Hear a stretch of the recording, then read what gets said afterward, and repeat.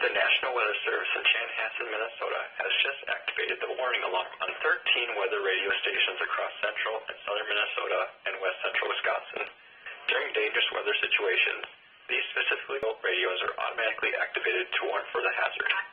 Tests of these radios are normally conducted by the National Weather Service in Chanhassen every Wednesday at 1 p.m. If severe weather threatens the area near the normal test time, the test will be postponed until the next good weather day.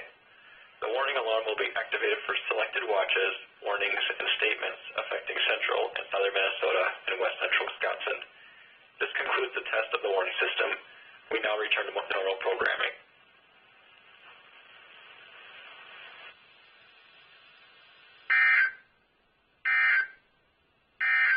This is Weather Radio Station WNG676 Clearwater, broadcasting on a frequency